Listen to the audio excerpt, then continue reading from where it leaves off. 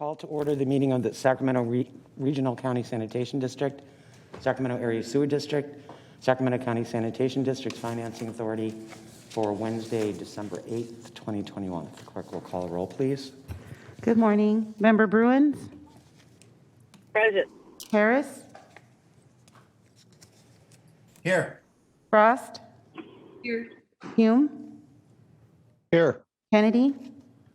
Here. Lalo'i? Here. Singh Allen?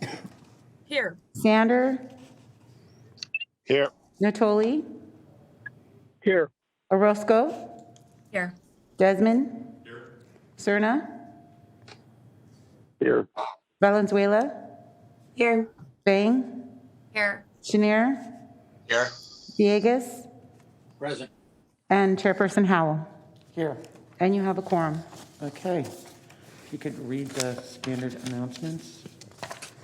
So sorry.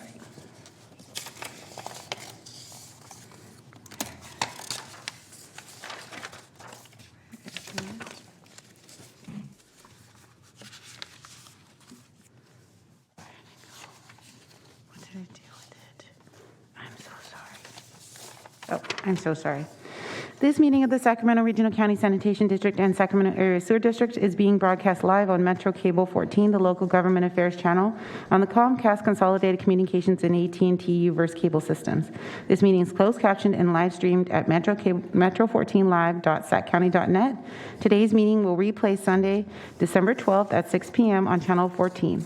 This meeting can also be viewed at youtube.com/Metro Cable 14. In accordance with Government Code 54952.3, compensation for meeting of these legislative bodies is required to be verbally disclosed. The amount of $100 will be paid for each member participating today as a member of the Sacramento Regional County Sanitation District, and the amount of $100 will be paid for each board member participating today as a member of the Sacramento Area Sewer District. Compensation for Sacramento County Supervisors and City of Sacramento council members is paid to the county and city respectively to partially offset the costs of those governments. Compensation for other board members is delivered to the individuals. In compliance with the directives of the county, state, and Centers for Disease Control and Prevention, this meeting is live streamed and closed to in-person public attendance. Meeting procedures are subject to change pursuant to guidelines related to social distancing and minimizing person-to-person contact. Sign up to make a public comment during a live meeting. Registration opens when the agenda is posted 72 hours prior to the meeting date. Dial 916-875-2501 to provide contact information. The callers will be contacted by phone and transferred to the meeting to make comment on a specific agenda item or off-agenda item. Callers may sign up until public comments are closed for a specific item, respectively. Send an email comment to boardclerk@saccounty.net. Mail comments to 700 H Street, Suite 2450, Sacramento, California. Include meeting date and agenda item number. Written comments are distributed to members and filed in the record. And that concludes my comments. Okay. If you guys will join me in the Pledge of Allegiance. To the flag of the United States of America. And to the republic for which it stands, one nation, under God, indivisible, with liberty and justice for all. And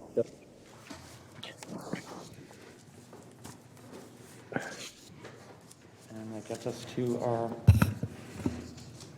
first item. Acting as a Sacramento Regional County Sanitation District, District Consent Matters, items 1 through 3.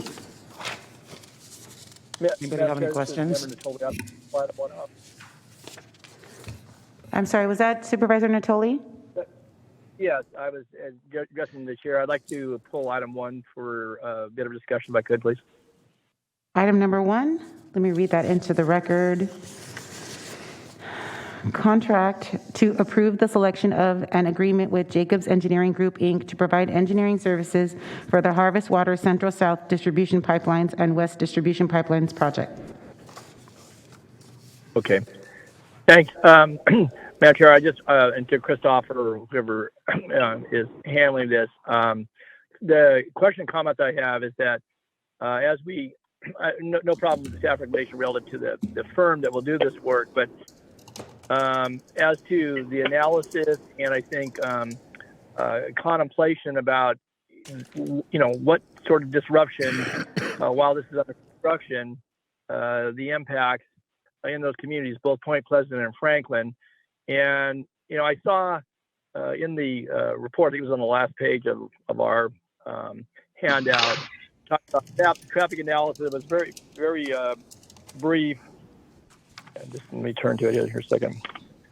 It just says, one of the constraints to be considered for this project includes traffic control and impact resulting from construction activities.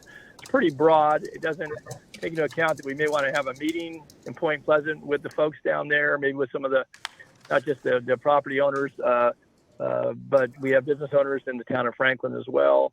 But in that rural area, the road conditions are already very, very poor. As much as I hate to admit it, it's just honest truth. And I don't know what sort of coordination activities we contemplate with our engineers, certainly with district staff, and meeting with County Department of Transportation about, the end result with regards to the installation.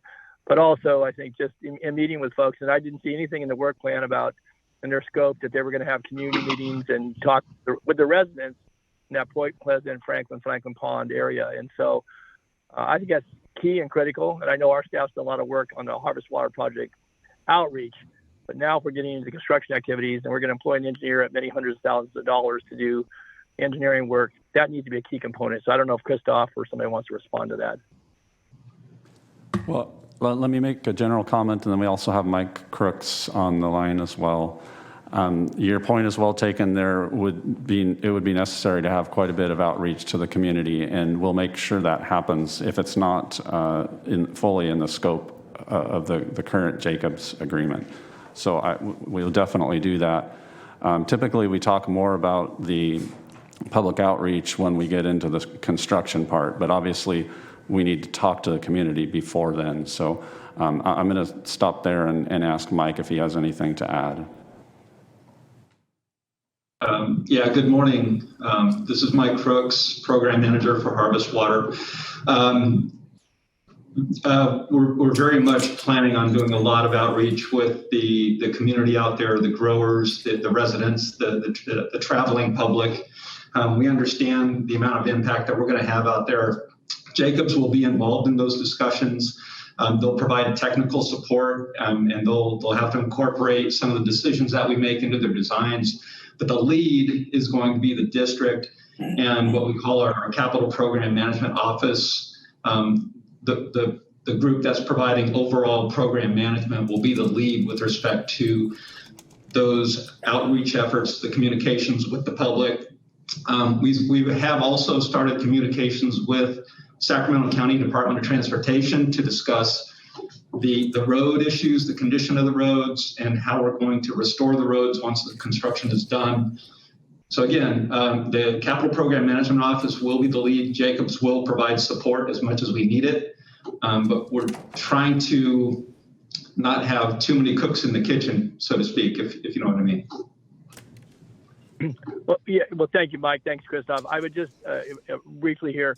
I know that certainly as I've sat down with DOT staff in the last couple of years, and certainly as we've seen, a bit of new revenue come in and looking at just road conditions generally, one of the things that in my conversations with them has been, I'll just take Point Pleasant Row or Hine Road or Kestrel Road. All of those roads are in, they're not, some of them aren't very heavy volume, but they're necessary access and are used on a daily basis.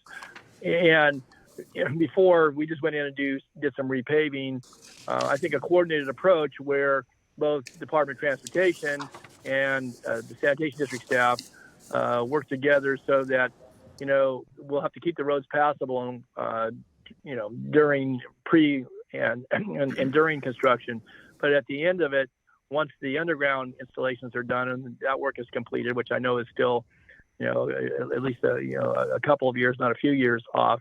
I think working with DOT so that they can begin to set aside funding, and certainly I've communicated that with them, that there are always immediate needs, but this is going to be a pretty massive undertaking. And at the end condition, one of the benefits that can accrue to the general community can be the upgrade of the roads that in some cases haven't been repaved in a generation or two. And so I think that's really important. And again, I don't put that all on district staff, and I don't think the project has to pay for all of that by any means. And there's a utility to what we're doing with Harvest Water. But just wanted to make sure that was clear. And I guess I would just ask, last Madam Chair, maybe after the first of the year, I could sit with you and DOT staff and have that conversation, so it gets, so there's some clear guidance, if not at least discussion about the whole matter and how we plan for this, and then coordinate that so that we make best use of public dollars, particularly when we have such great paving needs out there. And, and as I said, before we go in there, and some of those roads are at the top of the list for repaving. Point Pleasant, for one, obviously serves the entire community, the church and the church school and concentration of residents right in that general community. And I think it'll be key if we can, as a part of this. And I just want, last thing I would say is that I know that you've got this broken into maybe some deferred portions of the project. And if that looks like that's going to be the case, then I think if it's going to be, a number of years before we would get to a second phase, then I don't think some of those roads can stand, waiting 8 or 10 years to be repaved. So it may be necessary for us to go in there and do that work on the county side in advance, which is kind of unfortunate. But nonetheless, if it's a matter of 10 or a dozen years before we got to a second phase, then some of those roads have to be done before that. There's just no question. So I'll just leave it at that. I'm fine with their staff recommendation, and Christoph, maybe you and Mike and I would come with Mr. Fakari and Mr. Rodriguez and DOT, and certainly I would invite any board member if they wanted to join me, but to talk about where we're headed with this, and how we can best plan for both the construction phasing, but also what the end product looks like when we get the project done, which is a very good project. So that's all I had to say. And I don't know if there's anything else staff wanted to add, but I'm fine with the recommendation, Madam Chair. Thank you, Director Natoli. We will happily take you up on your offer to facilitate a meeting with County DOT and others out there. Okay, very good. Thank you. I'll make sure my office works on that. Thank you. Okay. Okay, any other questions on that item? I do not see any other members with their hands raised. Okay, and no other questions on the other two items in the consent calendar? I don't believe so. Okay, so do we have a motion?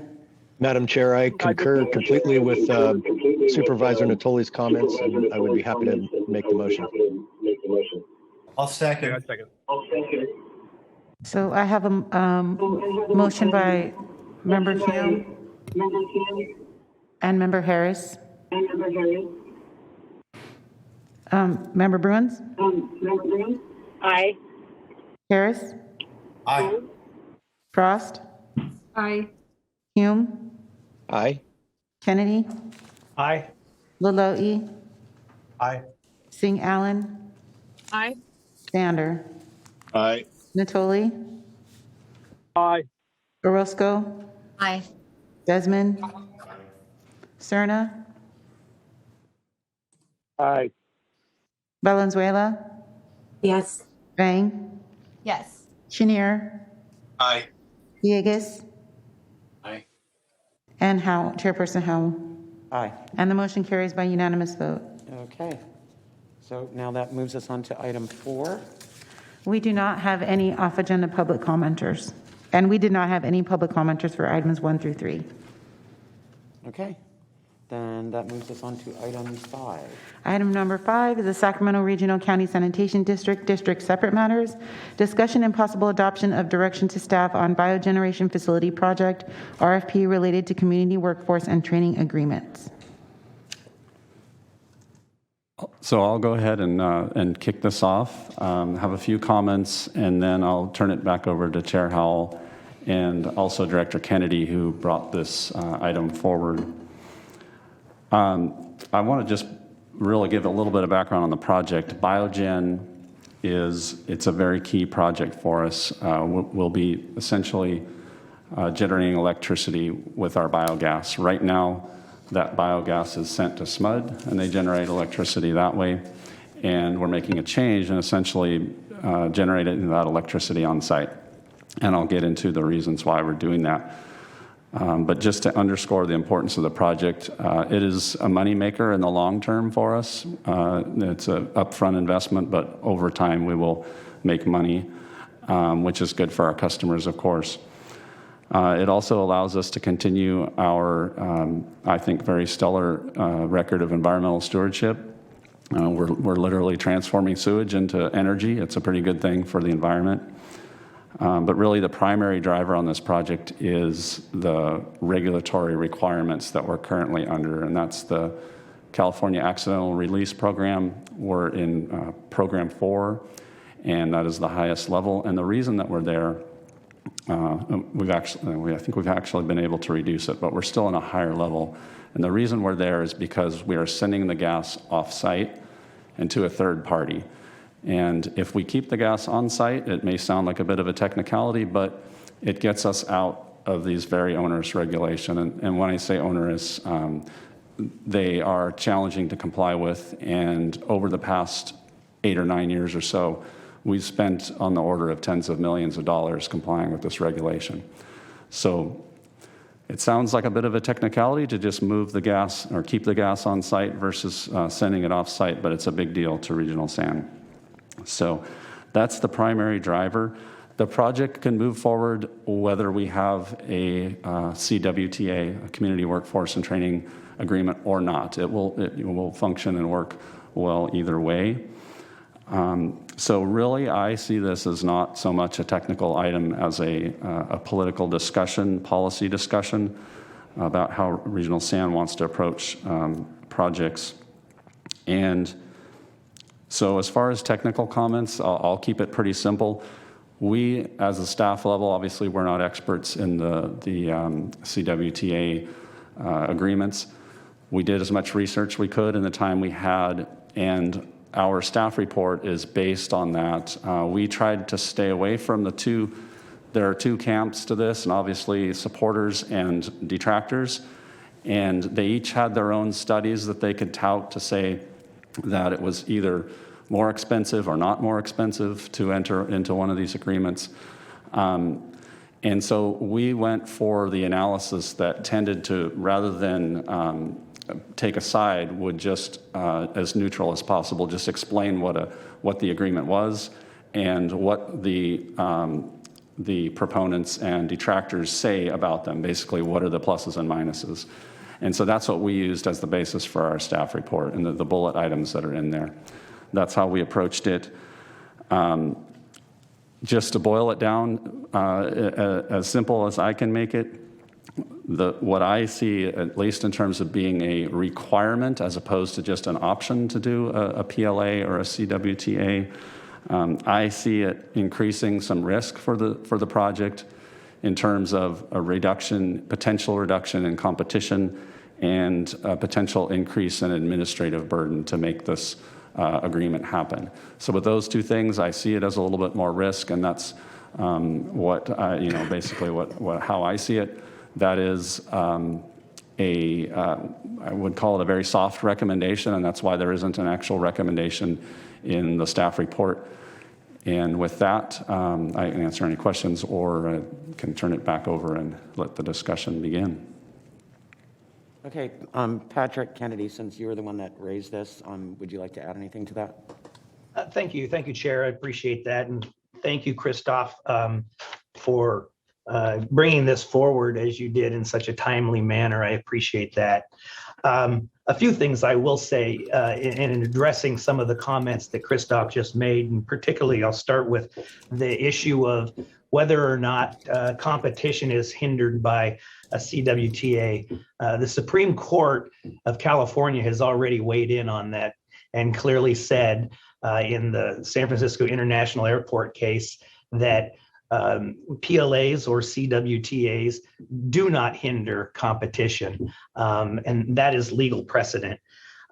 We have examples of where project labor agreements, CWTAs, have benefited our communities.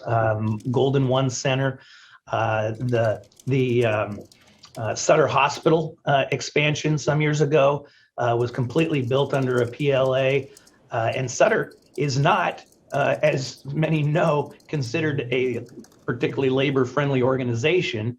But after that project was so successful, they actually approached building trades about using them in other projects before the recession hit, and they stopped those projects entirely. But so the Community and Convention Center, I believe, correct me if I'm wrong, City of Sacramento members, I believe that they operated under one. But one of the key things, in addition to it not being a competitive issue, they can also decrease the administrative level that Christoph is concerned with, leaving a lot of the issues between contractors and the workers between them, and leaving the district out of those discussions. And anytime there's a jurisdictional issue, it would be decided presumably, depending on how it's worked out, by those parties, and leaving us as the owner out of those discussions, without any an agreement for no lockout, but also no strikes. It can be administratively a benefit. And I think one of the most important factors I want to bring up, and then I welcome comments from my fellow board members, is, as Christoph said, this is a moneymaker. And I think that takes it to a different level. I think that as a money-making project for the district, it is incumbent upon us and again, Christoph is right, this is a policy decision, not a technical one. But I think it becomes more incumbent, if we're going to do something that is going to create profits for the district, that increases our responsibility to benefit our community, and particularly those communities, those low-income communities, and to create jobs in those areas areas where they've had people turn their backs on them for generations. Here's an opportunity for literally a for-profit project that will spread the wealth into our community where it's needed the most. So I'll end my comments unless something comes up at that. So again, thank you for bringing this forward. Any other comments from other board members, questions? Is there a motion required, Chair? And was that a motion, Supervisor Kennedy, or is this just direction? Madam Chair, this is Villegas. I wanted to share if I could. Yes. Thank you. First of all, thank you, Patrick, for bringing it forward. Thank the staff for bringing it forward as well. And I appreciate the kind of the questions that staff teed up, and then Patrick's response as well. It's one of these projects as a policy matter. It would seem to me, and I guess it's a question for staff, we aren't necessarily asking that it be a policy necessarily for every project, right? It's a project specific policy, right? So we in essence are going to give direction to staff, in theory, to craft policy around this particular project. Is that the intent? If I may, Oscar, I don't know if you're asking me. Yeah, it does matter. Sure, Patrick. Yeah. Yes, the intent is, my intent would be to provide direction to staff to negotiate an agreement with the building trades, and then include that negotiated agreement in with the RFP. Fair enough. Yeah, that makes sense. Okay, I just want to clarify that, because this is, I suspect for some, if not many, this is the first opportunity to have a conversation as a policy matter around PLAs.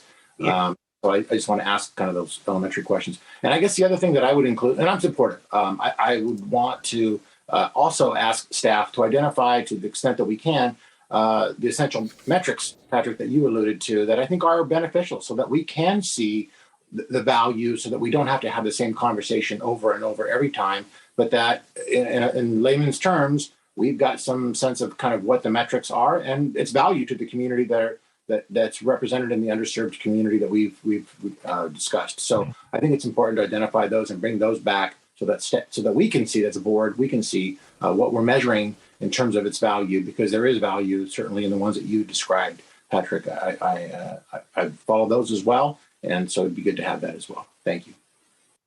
And I have a question. Yeah. I have a question, Christoph. I had a telephone conversation yesterday with somebody who indicated that the general contractor on the Echo Water project, not as part of a requirement that was put forth by the district, but voluntarily basically agreed to do this, or made that arrangement with the labor organizations. Is that your recollection? That's correct. We weren't actually fully aware of that, but in the comment letter that we received, it was mentioned, the BNR project, not the overall Echo Water, but BNR itself. Yep. they entered into a voluntary PLA. Okay, and so where are we on that project? What's that? Where are we at the end of the day on that project with regard to the anticipated construction cost versus what the final numbers were? Well, I would say that personally, I wouldn't use that project as an example of why that this CWTA or a PLA is better or worse. That project has had a lot of challenges, both from a schedule and a construction cost perspective. As your board is aware, there's actually litigation surrounding some claims on that project.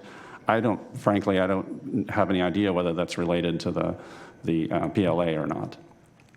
Okay. I was hoping that it would be able to shift decisions in one direction or another, and it doesn't sound like it does. I don't know that it contributes one way or the other. Okay. Felt compelled to ask the question. Any other questions or comments? Yes, Madam Chair, this is Yes. Member Natoli. Not so much a question. I just think back to the point that Oscar made, and certainly had a chance to, as I'm sure all my colleagues have, reviewed the letters and have some conversations. I appreciate the staff work around this. And to Oscar's point, and certainly I know other colleagues who served on boards for a number of years, we've had this discussion in different realms, and whether it's been at regional transit, certainly as the county has talked about and put forward larger projects. I think that some of the points made here are good ones. I think it provides potentially a specific project you can look to. And I was going to ask the same question you asked, Carrie, about the contractor Jagadas and their PLA on the BNR project. Appreciate staff's response on that, because I hadn't had a chance to ask specifically the question you asked. But if we don't make this a blanket policy, I'm prepared to support it, allow the projects, again, as we look at construction projects, and this one may distinguish itself in lots of ways. I think those distinctions are important, that this will be a generator of resources for the district that helps our ratepayers and helps, both offset potentially, rate impacts, but also provides opportunity for the district, who has Christopher outlined, been a good steward. We've been a leader in many ways with the Confluence project, with our work at the buffer lands and such, and having a biogeneration facility that is responsible when it comes to the environment, but also then generates additional resources for district purposes that are in line with community values. That's important, and I think that but it's distinctive to this project versus some other utility that comes with other projects. And so I would just say that, if we're to move forward with this, I would just want to qualify at least my perspective on this, that, this is not directed to the district to each and every time we do a project of, whether it's large scale or medium scale, and we've done hundreds of millions of dollars of projects, that we certainly can look at the question. That'll be for future discussions, future board decisions and direction. But I think if we specific to this project and to the points that were made by Supervisor Kennedy and highlighted by some of the questions that both Oscar asked and pointed out, and certainly you, Madam Chair, I could be supportive of this at this point in time. Thanks. Chair, this is Jay. I'd like to say a word if I can. Yes. Madam Chair, before Director Chenier does that, can I ask procedurally if we should take public comment before we delve further into board member deliberations? Interesting question. Do we have any members of the public that would like to speak on this? We do. We have at least 11 members of the public signed up to speak. Thank you for pointing that out, Pat. I think I would tend to agree with you. I'd like to hear what the public has to say. Chairperson, how many minutes would you like to give the members of the public? 3. Okay, thank you. Staff, would you please transfer the first caller into chambers?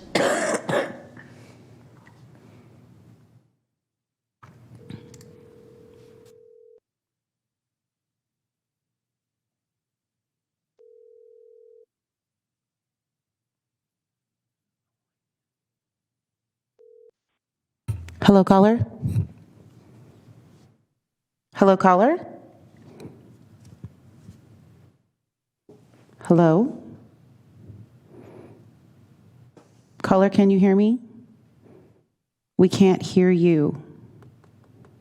And I have everything is unmuted and able for you to make your public comment. Staff, would you please get the next caller on the phone so that we can have public comment? They were disconnected some way, somehow. Okay. Hello, caller? Hello? Yes, could you please turn the meeting down in the background and start your public comment? You have 3 minutes. Can you hear me? Yes, could you please start your public comment? You have 3 minutes. Okay. Good afternoon, Chair Howell and members of the Regional County Sanitation Board. I'm Nicole Gehring with Associated Builders Contractors in California. We have over 100 general subcontractor members in the Sacramento region who perform this type of work. And we also have enrolled state and federally approved apprenticeships that connect students, women, those in underserved communities, recruiting citizens and veterans, among many others, with rewarding careers in construction. We believe us should have the opportunity to work on this project. We believe that this community workforce training agreement is not a solution and is going to actually deny prevailing wage opportunities for working construction professionals. Ma'am, I'm sorry to interrupt you, but you keep cutting in and out. So if you could just speak into the phone clearly so that we can hear you, because we're not hearing everything you're saying without you being able to do that. Thank you. My apologies, Nicole Gehring with Associated Builders and Contractors, Northern California chapter, working to bring Second Chance and everybody into the trades, giving them opportunities. We believe this community workforce training agreement is going to deny construction professionals prevailing wage opportunities. We would instead allow for a solution for a workforce development plan that would bring all parties to the table, not just solely the building trades, so that all apprentices can work on the project and all core workers can work and can continue to receive the benefits that they are well deserved. As is under a project labor agreement, they will lose all of those benefits into the union trust funds, thus losing money on the project, and all workers in the region should have the ability to work on this project. So I respectfully request you reject this opportunity and I agree with staff's recommendation that this can fully function as is without the community workforce training agreement. Thank you.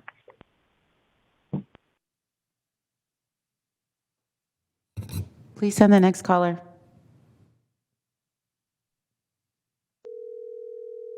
Hi, caller. Yes. You are in the meeting. Please turn the meeting down in the background, and you have 3 minutes to start your public comment.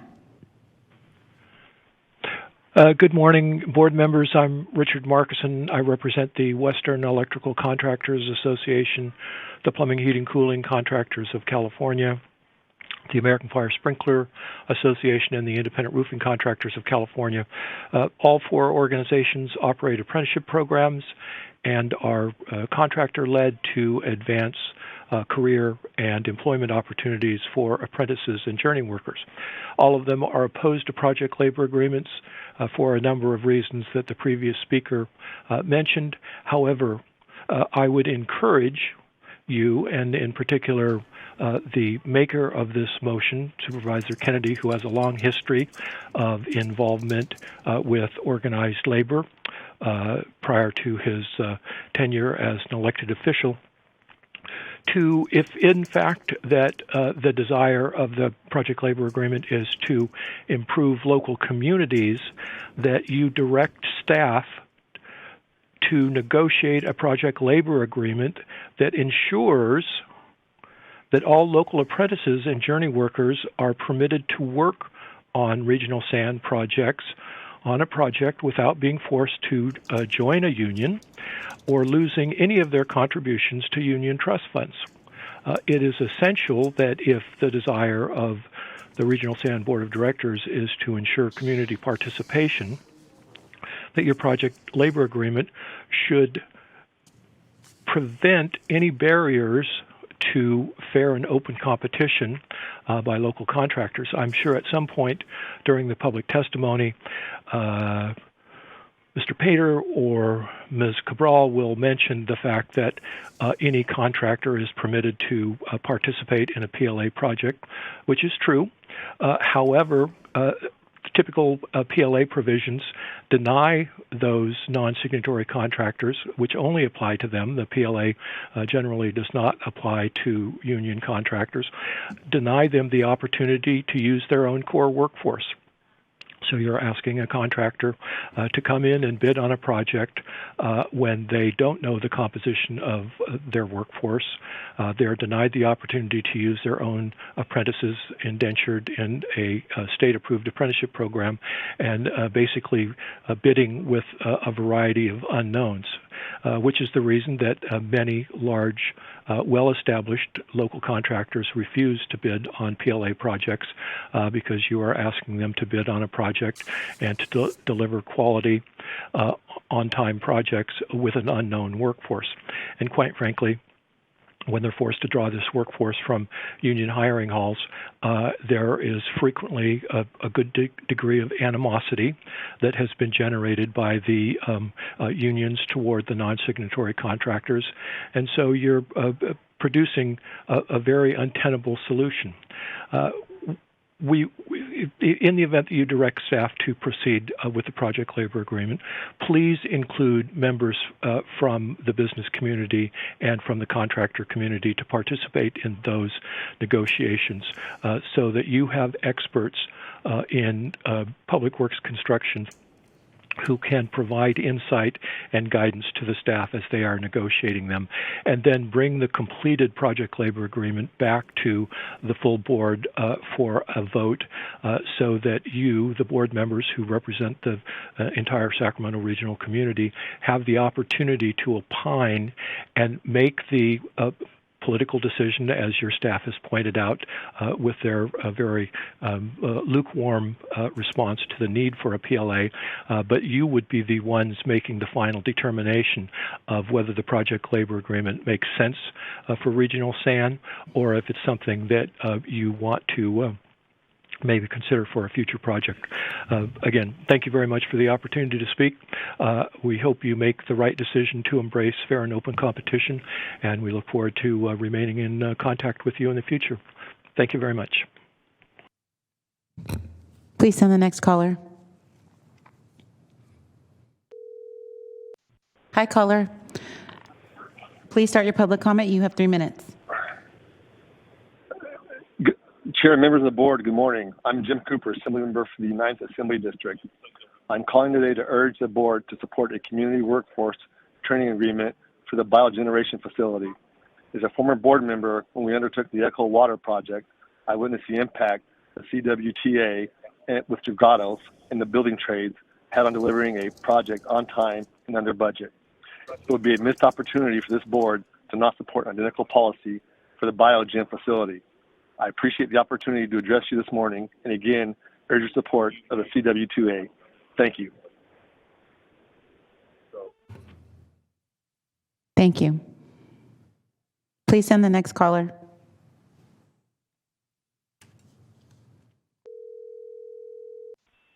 Hi, caller. Please start your public comment. You have 3 minutes. Hello, my name is Eric Christian. I'm the Executive Director of the Coalition for Fair Employment and Construction. We're a Sacramento-based organization that was formed 23 years ago solely to oppose project labor agreements. We're comprised of union and non-union construction firms who believe that a fair and open and competitive marketplace is the best way to build in California. According to the Bureau of Labor Statistics, 87% of the California construction workforce gets up on a daily basis and chooses to work in a union-free environment. That is their choice. They are highly sought-after, skilled, and trained professionals, both on the union and non-union side. They can work where they wish. They will get paid accordingly, and it's a choice they make every day. They should not be forced to work for a union or non-union, and a project labor agreement does just that. As staff said, this is a political document. It's not surprising that Mr. Kennedy, who has a long history of pushing this nonsense in the region, would bring it forth. But I would hope the rest of the board would take their fiduciary responsibility seriously and not consider openly discriminating against the majority of the construction workforce in the region, including some of your largest general contractors and subcontractors in the state and in the country who reside here, who are based here, would not discriminate against their workers, their apprentices, and their journeymen, foremen, etc. Project labor agreements have been banned in 25 states. They've been banned in 11 entities in California. They have no place in a open, tolerant, and equitable society, and most of the people get that. When they're brought for a vote before the people, they are overwhelmingly rejected. As I've said, we've done that numerous times in California, and I just hope this board understands, as staff said, this is a political document. This is not about what's best in the best interest of workers, taxpayers, ratepayers, your entity, or anybody else. It's about placating big labor special interests and giving them an uneven playing field in which to operate on that they would otherwise not be able to compete in. And that's not fair. So consider the origins of this, the special interests that are bringing this, consider their history, research it, understand it better. It's the most controversial and highly debated issue in the construction industry. We've been doing it for 23 years, and there's a reason why. These are horrible agreements that openly, implicitly, and explicitly discriminate against workers and apprentices. They have no place in Sacramento, California, or the United States of America. Thank you very much. Thank you. Please send the next caller. Hi, caller. You have 3 minutes. Please start your public comment. Okay. Hello, Honorable Board of Directors.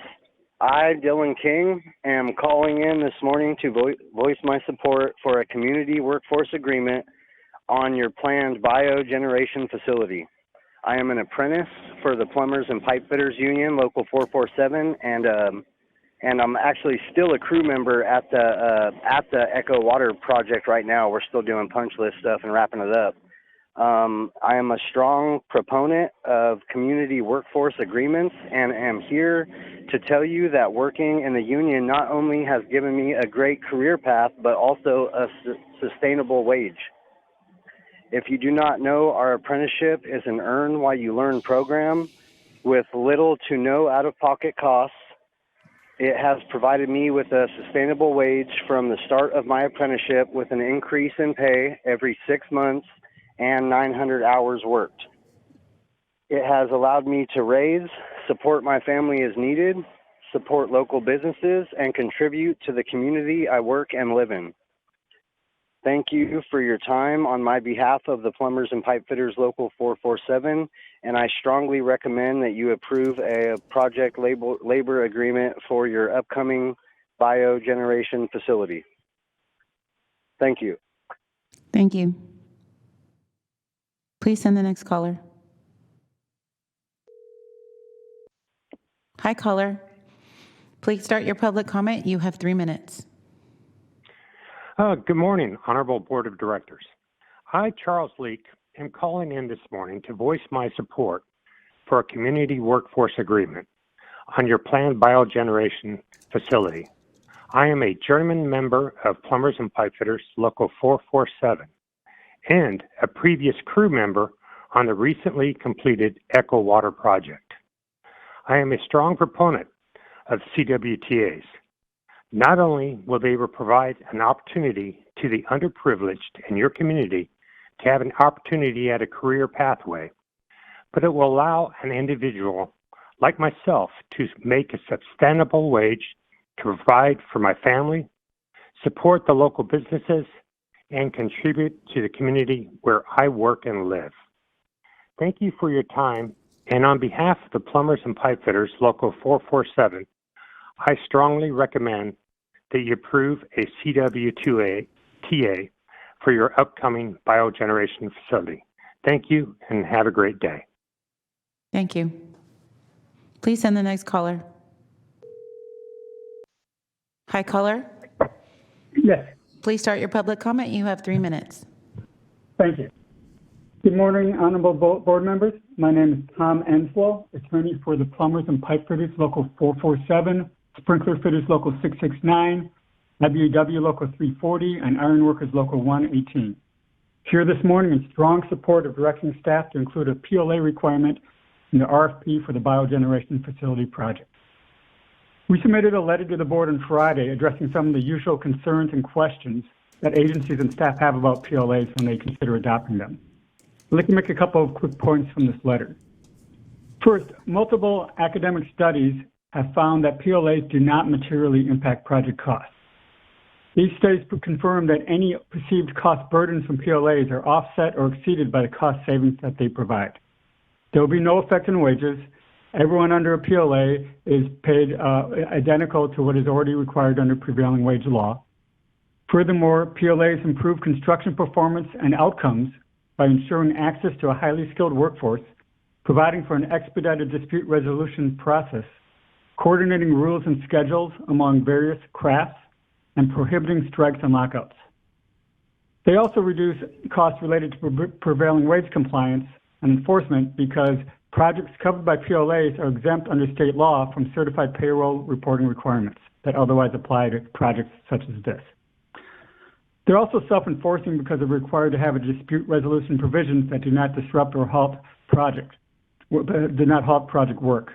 Disputes are resolved between the contractors and unions and their members through arbitration rather than requiring staff participation, so they actually reduce rather than increase administrative costs. The few older studies that have claimed these agreements increase costs have since widely been discredited as falsely attributing cost increases to PLAs that actually were due to other variables, such as increases in material costs. The most recent analysis was a 2017 UC Berkeley study that evaluated 263 PLAs and found that costs were actually slightly lower in projects with a PLA, and the projects with PLAs actually had slightly more bidders. The district has direct confirmation of these studies in its own experience with the Echo Water Biological Nutrient Removal Project. The Echo Water project was constructed under a PLA, and it resulted in a project that has been constructed on time and under budget. Finally, PLAs also support the creation of good jobs and workforce training and career development by increasing the demand for apprentices and apprenticeship graduates, as well as often including local hire provisions and targeted outreach to disadvantaged communities, provisions that aren't available without an agreement. More than 2/3 of participants in union apprenticeship programs are people of color, and 95% of all apprenticeship graduates are produced by union programs. These numbers are no accident. State law requires every union apprenticeship program to have equal opportunity programs with an affirmative action plan to recruit women and minority applicants. Contractors that do not participate in apprenticeship programs are not subject to these requirements. Because of these benefits, Public Contract Code Section 2500 expressly authorizes agencies to require a PLA in a project. We respectfully request that you include a PLA requirement in the RFP for the Biogeneration Facility project. Such a requirement is good for the district, good for the community, and good for workers. Thank you. Thank you. Please send the next caller. Hi, caller. Hello. Please start your public comment. You have 3 minutes. Okay. Hello, Honorable Board of Directors. My name is John Evans, and I'm calling in this morning to voice my support for a community workforce agreement on your planned biogeneration facility. I am a journeyman member of Plumbers and Pipe Fitters Local 447 that has just recently completed the apprenticeship program. I am a previous crew member of the recently completed Echo Water project. I am a strong proponent of CWTAs, as not only will they provide an opportunity to the unprivileged in your community to have an opportunity at a career pathway, but it will allow an individual like myself to make a sustainable wage to provide for my family, support the local businesses, and contribute to the community I work and live. Thank you for your time. On behalf of the Plumbers and Pipe Fitters Local 447, I strongly recommend that you approve a CWTA for your upcoming biogeneration facility. Thank you. Thank you. Thank you. Please send the next caller.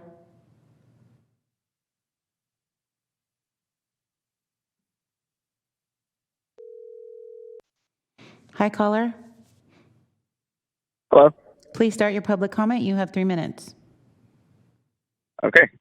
Hi, my name is TJ Andrade. I'm calling this morning to voice my support for a community workforce agreement on your planned biogeneration facility. I'm an apprentice of plumbers and pipe fitters local 447, current crew member on the recently completed Echo Water project, a strong proponent of community workforce agreements. I'm here to tell you that working in the union not only gives me a great career pathway, but also a sustainable wage.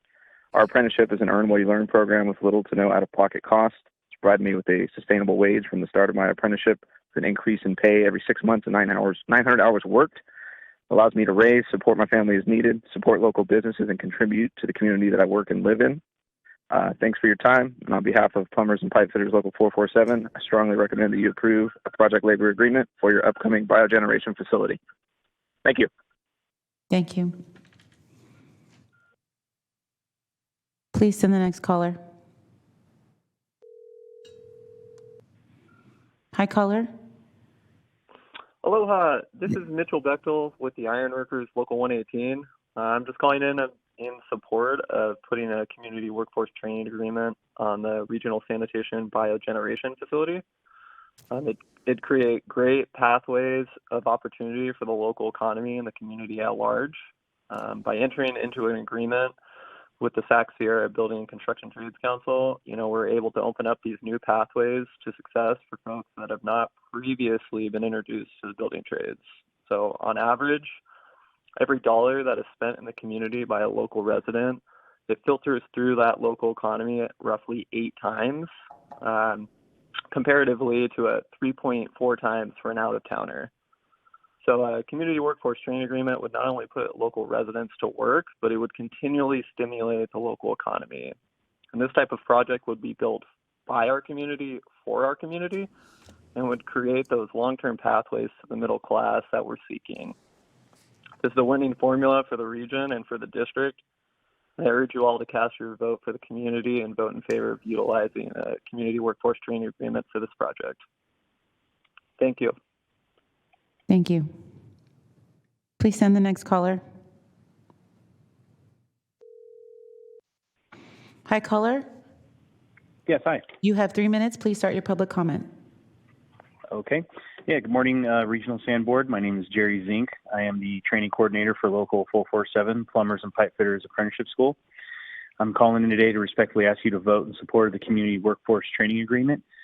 These types of agreements will provide significant benefit to local communities by providing a great source of local work hours at a living wage and opportunity for individuals that in a lot of cases has the potential to be life-changing for them. Our apprenticeship program is a comprehensive 5-year program that is a learn while you earn structure. We instruct on all technical aspects of the craft, which make our skilled and trained workforce the most qualified to the technical projects like this. So thank you for your consideration. Thank you. And that concludes your public comment. Okay. Christoph, this is probably going to sound like a weird question that I should have asked earlier. But what is exactly the RFP? Is this an RFP that's going out to construction companies? Yes, so this is a design build project. Okay. And so we've already gone through a shortlisting process, and we have 3 the contractors who are shortlisted, and then they would receive the RFP. Okay. All right. Because normally in this phase, we'd be doing this for professional services, and this conversation would be putting the cart way before the horse. Right. So. Right. Okay. Just curious. Thank you for that.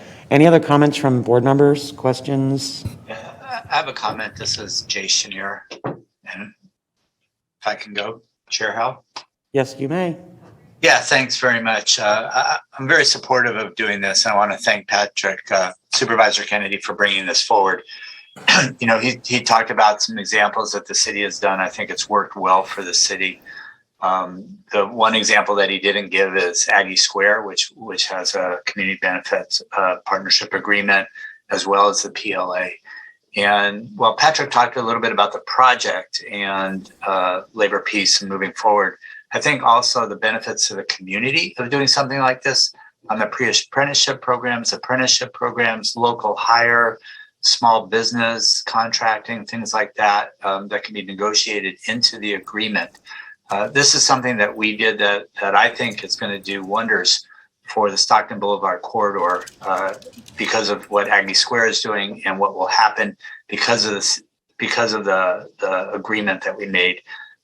It's not with the city, it's between the building trades and Turner, the construction company, but certainly benefits to the community will continue to be active for quite a while. So I want to be supportive of this and look forward to a vote on this just to keep it clean.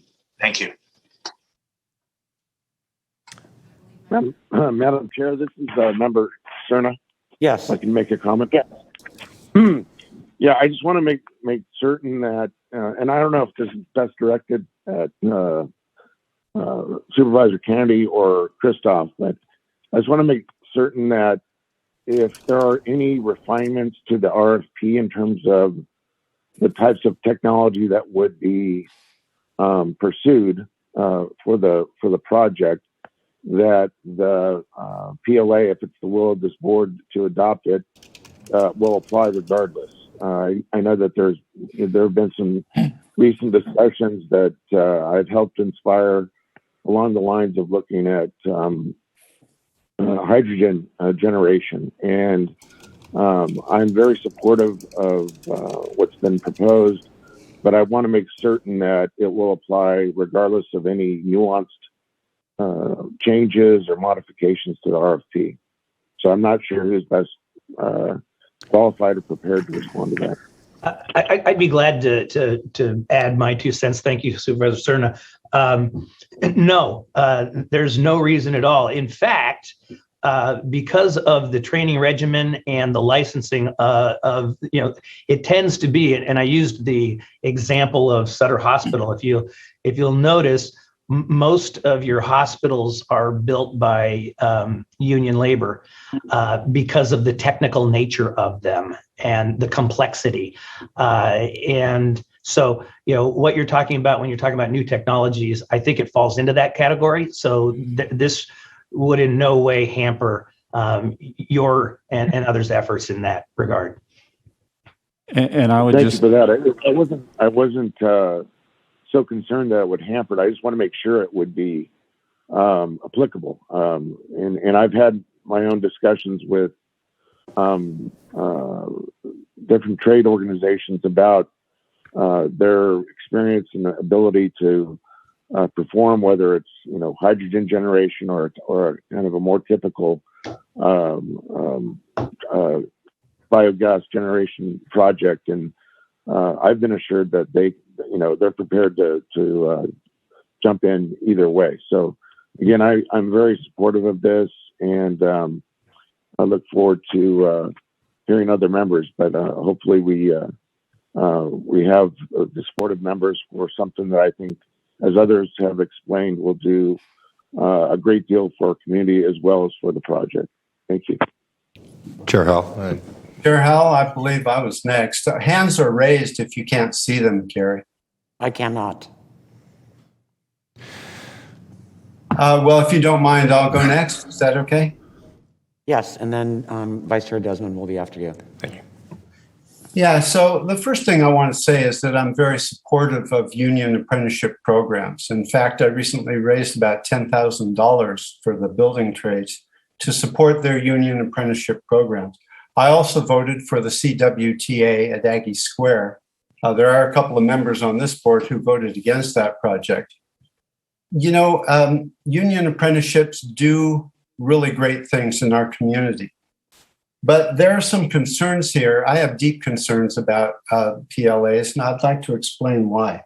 First, speaking as a contractor, being able to choose your own workforce is actually the key to your success.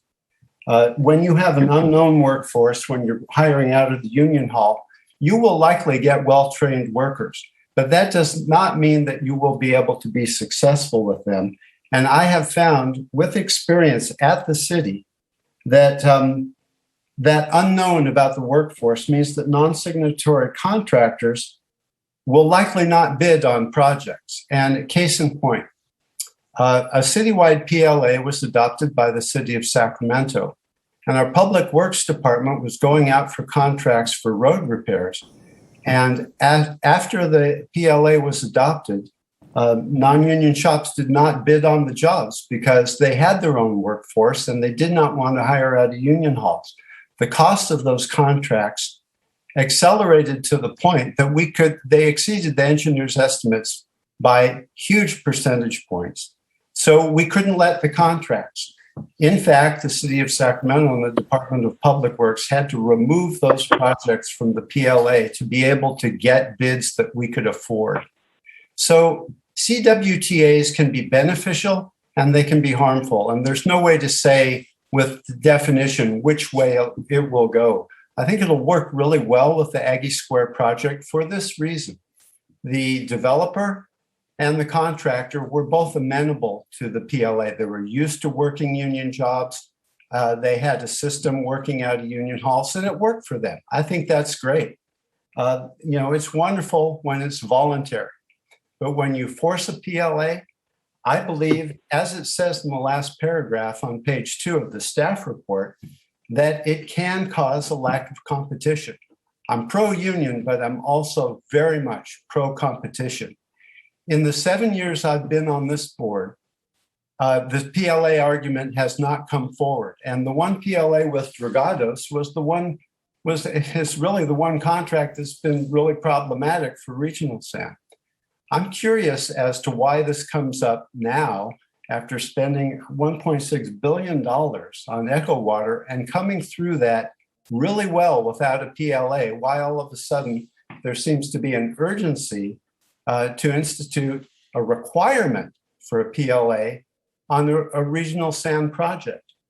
This board has often praised our staff for coming in under budget, that we have delivered a project to our consumers under budget, on time.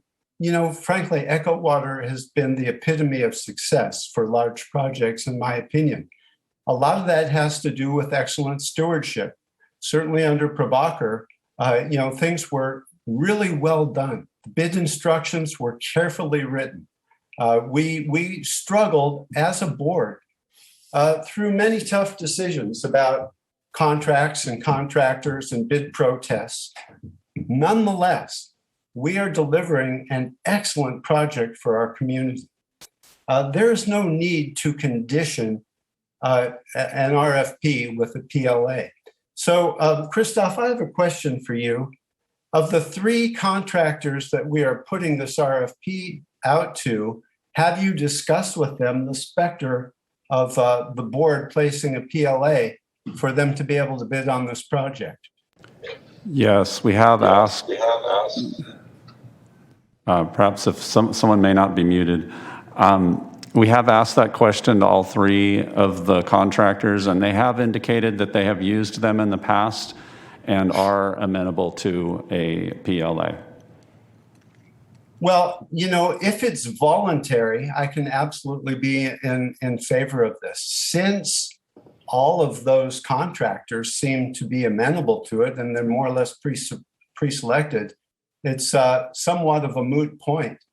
Nonetheless, as a policy, I would never vote for it if it was a condition placed on bidders. So, in a voluntary situation, it makes a lot of sense to me.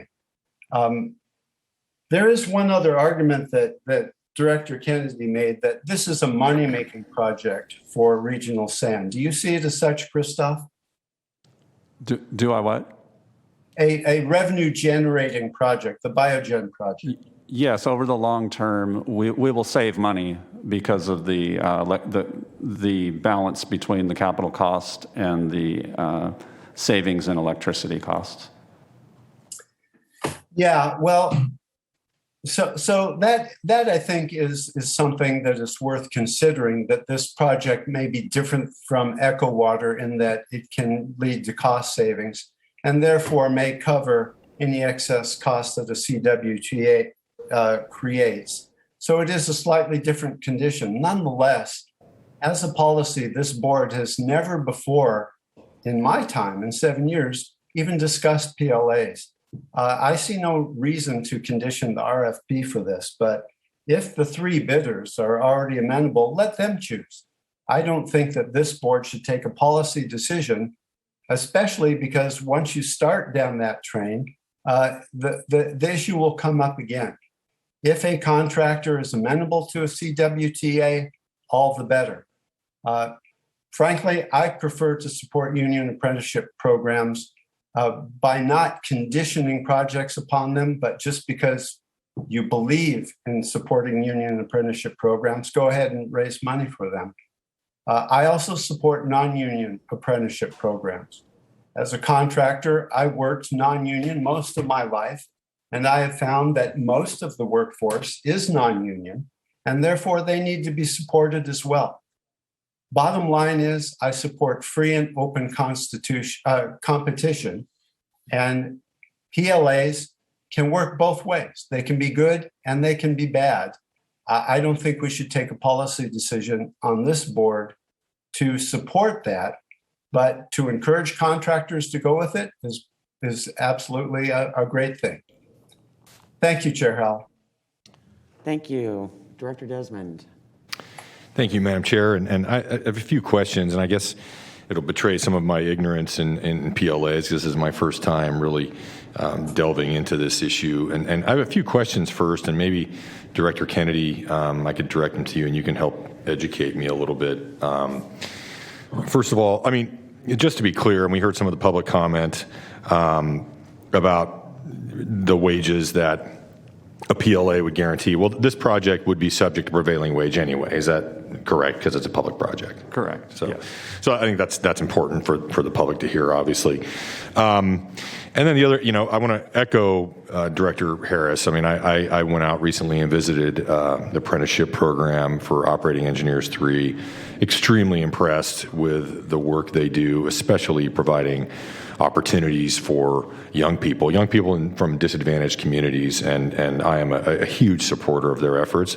I've also visited non-union or union apprenticeship programs, and was equally impressed by those, and just really applaud the great work that's being done.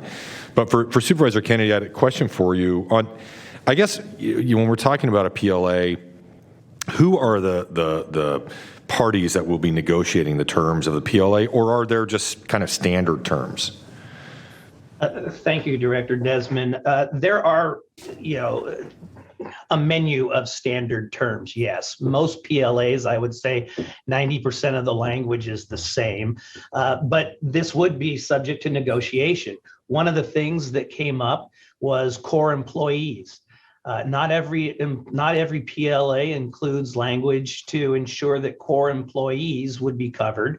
Some do. So that would be a subject of negotiation during the talks. The negotiations would take place between the building trades and who would be the signatory to the CWTA, and our staff would be where the negotiations take place. Okay. And I'm happy to hear that the contractors, Christoph, you've spoken to, are predisposed. Are certainly amenable to being a part of a PLA. Would they be that contractor that's ultimately chosen? Would they also be a signatory to the PLA, Director Kennedy? Is that right? Yes. Okay. So Regional Sand. Okay. And then I'm glad you brought up the core thing. So that was I spoke to a representative of the trades the other day, and he was educating me on this a little bit. And so I want to ask you a couple questions about that. So specifically, if I'm a subcontractor brought into a project and I have a core group of employees, I would be able to use those employees even if they may not be members of a union? That's correct, if that's what's negotiated. Okay, great. And so would part of the negotiations potentially be determining what number, how many core employees I can include? Okay. So the parties could negotiate that and come up with an amount that might be suitable depending on the project. Right. Okay, that's good to hear. Let's see, another question I had. So can PLAs, and I know this is, maybe it defeats the purpose of them, but can they also be tailored to allow under certain circumstances a certain percentage of non-union labor on a project? Well, I think that would come into the discussion over the core employees that we talked about. Okay. And again, that would be contingent on the type of project that we're dealing with and maybe the amount of labor, the subcontractors you're going to be using on a project, I would imagine those would all come into play. Is there anything, Director Kennedy, anything about this project that makes it more uniquely situated to have a PLA, in your opinion? Well, again, and I do think that the fact that this is potentially later going to be a revenue generator does, as Director Harris said, put this in a little different light than other projects. And again, it is a policy discussion. I always laugh when people call in and claim a bunch of elected officials are making political decisions, because that's where this lies, is in the policy area. So does that answer your question at all? Yeah, I was just wondering if maybe there's anything that's particularly technical about this project, or and maybe this is more of a question for Christoph. I'm not, Christoph, I'm not going to say that there aren't those who are not signatory to labor unions who cannot do this work. I'm not going to say that. That's not the case. Right. I will say, and I am a firm believer, and so some of the callers pointed that out, that the union apprenticeship programs, which are paid apprenticeship programs, which just continue to help bolster union apprenticeship programs, which are paid and have a much higher level of graduation. In many circumstances, contractors who work with non-union apprenticeship programs, it's a checkoff box. They're required to have a certain amount of apprenticeships in ratio to their workforce, but it's a checkoff. And when the project's gone, those workers go away, and they're not getting paid to go through the apprenticeship program. Whereas union apprenticeship programs are paid and have a much higher level of graduation rates, which is why I think that they are better programs typically. There's probably exceptions, but typically I think they're better apprenticeship programs. Okay. No, and I really appreciate that too, because obviously that's the biggest benefit to this.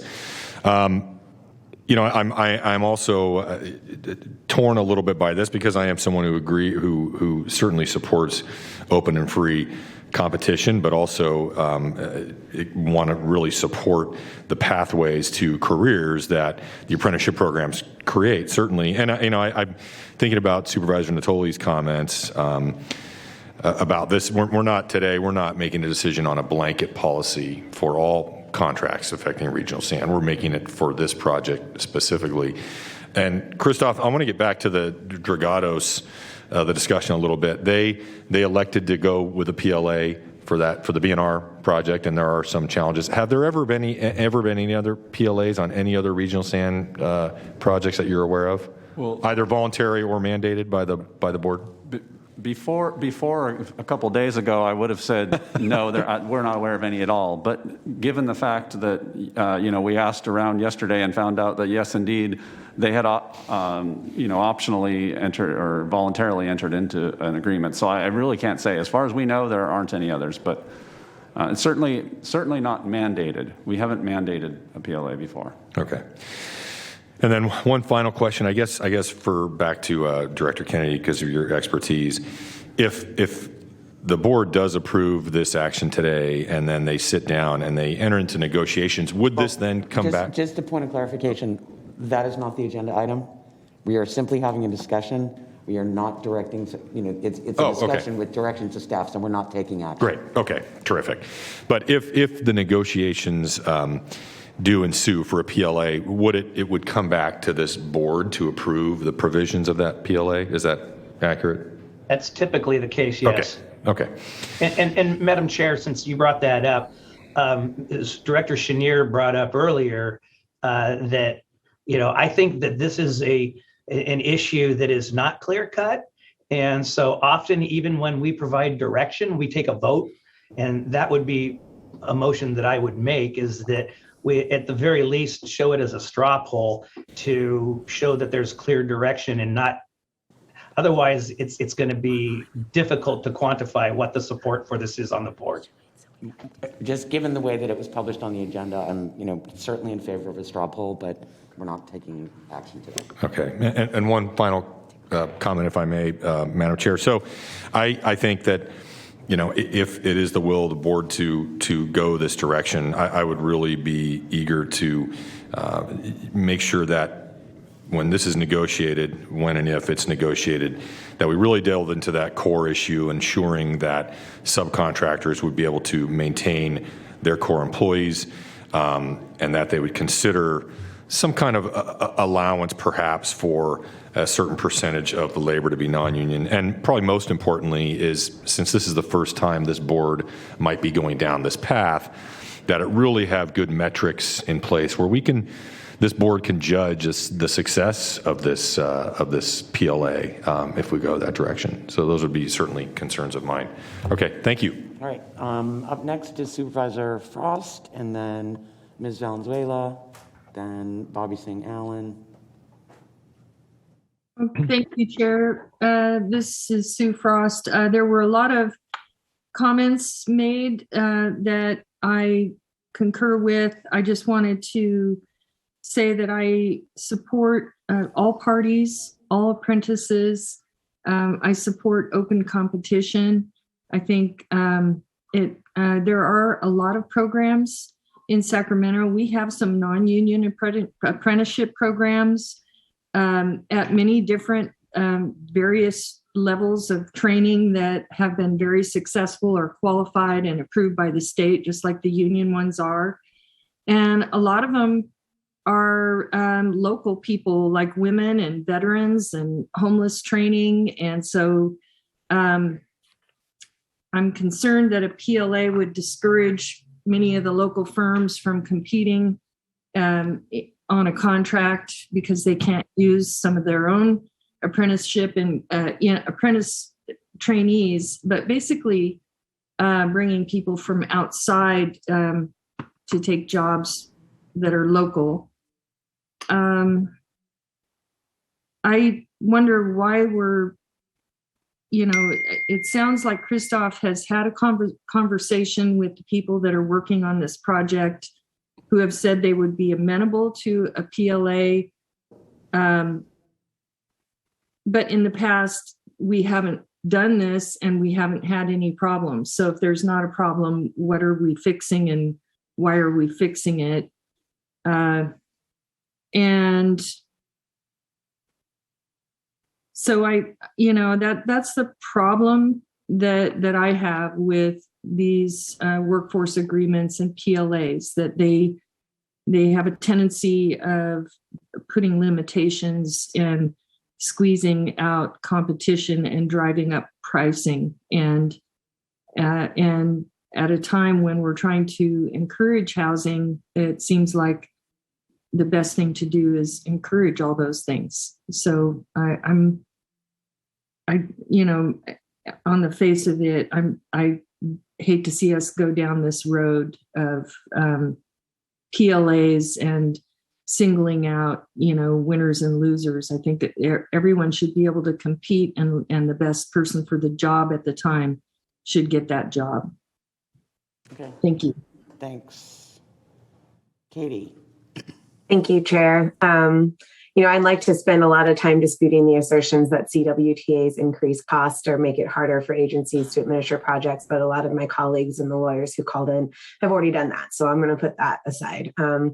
I guess the questions here is, why wouldn't we want workers to have a voice in the jobs that they are working on? Why wouldn't we want to provide paid training opportunities or a fair conflict resolution process? As was just mentioned, the folks we're approaching on this have done PLAs before. They're open to it. I don't think we're going to discourage anybody who was planning on applying for this project from doing so. And frankly, at this time, coming out of a major economic crisis, when we have a shortage of highly skilled labor across the region and across the state, now is the exact time that we should be talking about how to leverage our resources to help with these community challenges to the highest degree we can. I think that's our job as public officials, is to be looking for how can our investments achieve the most good for the community, and how can we use those public dollars the most judiciously. And I think that CWTAs do that. And in response to some of the comments, I think both from the public and some of the emails I've seen, labor unions are not nameless, faceless corporate interests. These are the workers. They represent the workers, our constituents. And so to my knowledge, they don't close the door on anybody from joining their ranks. In fact, I think a lot of them are looking and eagerly hoping that more folks will join their ranks based on the unions that I've talked to recently. They're trying to recruit. They want people to come in. They want to grow their ranks so that they can help provide those benefits to more workers than they ever have before. So I'm very supportive of CWTA moving forward. I hope we make it a requirement. I think that at minimum, with the project at this time in our local economy, this is the most strategic move for us to make. So thank you, Chair, for the chance to speak. Thank you. Bobby? Hi, can you hear me? Yes. Okay, thank you. First of all, I want to thank all of the callers, the proponents and the opponents. I'm sure, I know a lot of the folks that called in, you're decent people with just have differences on policy, and having met so many of them, I can assert that, they come from all sides of the political spectrum. You can't really pigeonhole it that someone's for CWTAs come from one political ideology. And you get to know that by actually getting to know the different groups firsthand. So I wanted to put that out there. And again, thank you again for all the comments from both sides. It definitely helped sort of shape my thought process today. But this biogeneration facility is a very unique project, as been stated. So this isn't a blanket policy for regional sand. This is unique to this one project. And I can share, I know there were examples shared from the City of Sacramento. I can share an example from the City of Elk Grove, where there is a CWTA, and that's for our big casino project that's coming to our city. And having talked to the project manager and, Sky River Casino and Boyd Gaming, they're actually ahead of schedule. And they are saving a lot of money because they are ahead of schedule. And that timeline has been moved up since the project, since we had our grand opening, or not grand opening, since we broke ground during the spring. And a lot of the workforce, they're local. They're also coming from the tribe itself, and a very highly skilled workforce at that. So that's something I've seen up close and personal that I can share as an example for all of you right here in our city. And having toured a lot of these training facilities, before I was a mayor of Elk Grove, I was actually on the Elk Grove Unified School District for 8.5 years. And I've toured facilities all over for the different trades, both union and non-union. And I have seen lives transformed with our veterans, with our disadvantaged communities, and the second chances that I've seen take place. These are lives that have been changed forever. And I've seen that, and I've seen the value of these programs.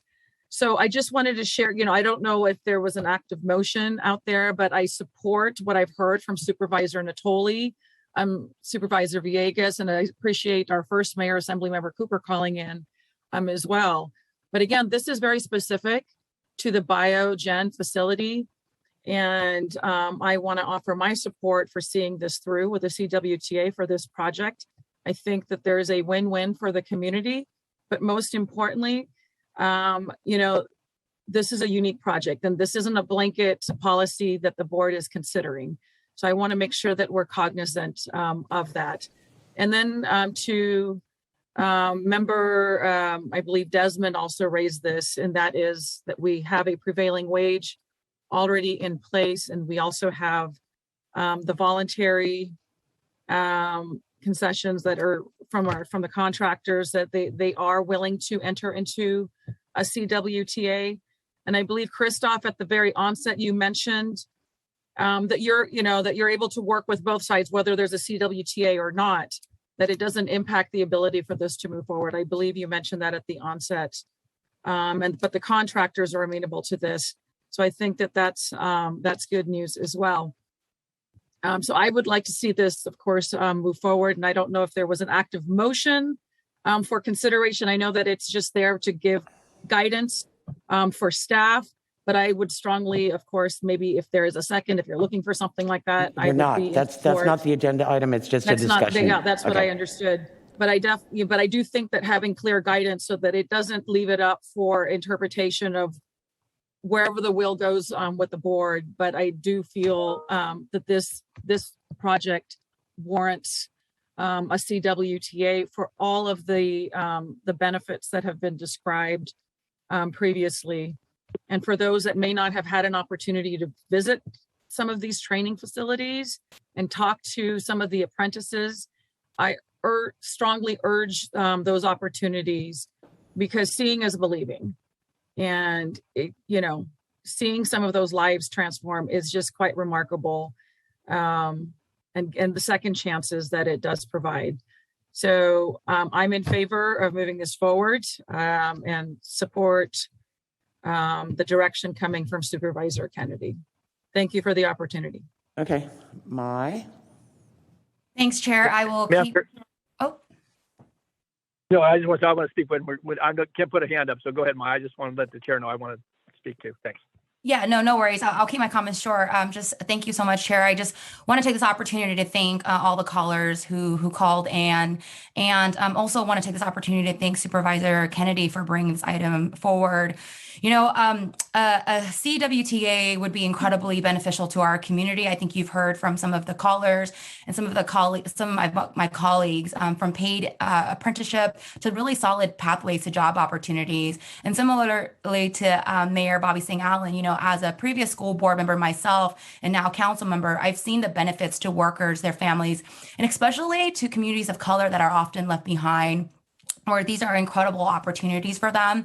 I do agree that we still do need clear direction on this, and I hope that we can vote on this matter and really encourage and hope that my colleagues will support this item. Thanks, Chair. Patrick Hume. Thank you, Chair. My comments are going to echo a lot of my colleagues, and so I'll try to keep them brief. But given that we aren't taking formal action, I think it's important that every board member weigh in. And so let me start by saying I am neither pro-union or anti-union, but I am unapologetically pro-work. And a lot of that goes back to a rising tide philosophy. I think a robust economy helps everyone. And so, when you talk about these types of projects, sometimes it's whether you have an abundance mentality or a scarcity mentality. And I would rather that there be so much work out there that nobody need argue over the table scraps. So let me begin by saying that generally speaking, I am fully in support of a free enterprise and at-will employment. I think that people ought to be able to choose for whom they work and for which jobs they bid upon. I don't believe in putting the thumb on the scale in an unfair manner. That being said, I've also seen where PLAs are effective, and where they, when they are used appropriately, generally what that means is that there is now a third party that has a vested interest in seeing that the project is delivered efficiently and effectively, because they now are putting forth the promises that this is a good idea and a good thing to do, and so therefore they want to deliver on that. And so with respect to that, I want to thank Supervisor Desmond for the comments that he made relative to this being a case-by-case scenario. This is a project that would be subject to prevailing wage regardless, and so the actual cost from a labor perspective is already baked into the bidder's contemplation. And I view this as being used as a proof of concept, not as a precedent. And so really what this is let's dip our toe in the pool. And if the proponents are promising efficiencies, make sure that those efficiencies are delivered, and that the workforce is local, and that we are supporting programs like helmets to hard hats and other things where, we're targeting local disadvantaged communities and making sure that those people are being employed here and not brought in from outside the region. And with that, I would just like to thank Director Harris for bringing up the clarification with respect to the willingness of the bidding contractors. We already have a very limited identified pool of contractors who have responded to the RFQ, and so that they will be submitting the RFPs. But I just want to make sure that they are obviously going to be a part of the negotiation as well. Is that correct in that regard, Christoph? Yeah, I would think so. I would think so, that they have to be agreeable to whatever terms are negotiated in this PLA. And so then the last thing I would say, as far as my picadillo, if you will, about PLAs that I've seen in the past, is that some of the terms are benefiting the union coffers and not necessarily the workers themselves at the conclusion of the job. And so at the front end, I would like to see definitely that there is a core employment provision so that the bidding contractors can rely upon the competency and the work ethic of their staff that they're bringing to the job. But at the biggest thing for me is that at the end of the job, benefits that have been paid into on behalf of the workers, that those ride with the worker and don't remain with the union should that worker choose not to join union ranks at the end of the job. I think if you're really, the PLA has to benefit the folks that it's being purported on their behalf. So I guess that sums it up, and just list me in the support column for the straw poll. But I am going to be watching this closely and making sure that it delivers the promises that are being put forth. Thank you. Okay, Director Lalohi. Thank you very much, Madam Chair. And thank you to all the callers and all the staff for calling in and the hard work that you put in. I'm extremely pro free market, and I've been very vocal about that as well. However, regarding this project, I think considering that we have the opportunity to negotiate the contract, and the fact that these apprenticeship programs are paid programs, I think there's a great opportunity here for us to work together with the CWTA regarding this project, and we can negotiate and really ask for certain key things, as far as local hiring, as far as hiring within the most underserved communities, even as far as going out and see if we can bring in some of the unhoused individuals that are desperately in need of help. So on that note, I am supporting this. However, I don't agree that every project needs to be going this route. I think it's case by case. But regarding this, I think it's a good move, and it comes down to the negotiation. I want to make sure that some of the comments that Supervisor Desmond and some of my other colleagues have made regarding the negotiation to be included, and hopefully we'll see the final product, and we can review it at that time and vote on it. Thank you very much. Thank you. Director Natoli, were you still waiting to speak? Yeah. Okay. Yes, I am. Thank you. I want to make sure everybody else had a chance. I can't raise my hand, so I just want to let you know. Very briefly, I just would say that I think certainly not only the comments from the callers, but certainly from colleagues as we've talked this through this morning, I think are really important to the conversation, and to certainly note, this is the first time at this sanitation district where we've had, this thorough of a discussion, and certainly we've had it at other board meetings with respective bodies. But I think that the points and some of the that were made certainly by all my colleagues, but I think the questions that Supervisor Desmond asked, I think some of the points made by Councilmember Hume and as well as Mayor Singh, I mean, they all, I think, factor into the negotiations. And so I think that's going to be key. I think some of the callers that, certainly requested to be at the table, even though they may not be in support of this particular approach on this project or any project, I think those are important considerations. And I think certainly core workforce and the fact that we've got a narrow band of interested contractors because of the way we've approached this project, and they've indicated a willingness. I think there's the ability to hit some of the high points that relates to workforce needs and both in our community, but certainly in some of the underserved or unserved communities. And so I think those are all important points. And if this, as long as this is coming back to the board and there's an opportunity for folks, all to be at the table, it's going to task obviously staff with some additional work, and I know that they'll be up to that, and I think there's some uniqueness about this project. But I would just state for the record, as I did earlier, that I don't, at least in my view, this is not precedent. It may be the first time, but it has circumstances that allow us, I think, to consider this in that light, but also take into consideration, I think, many of the very good comments and questions that were asked here. And so I would trust that those will be incorporated. And I guess, the proof will be in the details that come back before this body at some future date as to what that agreement looks like and whether it meets, the qualifiers I think we'll put forth relative to concerns that are very legitimate in this process. Thanks. Thank you. Patrick Kennedy.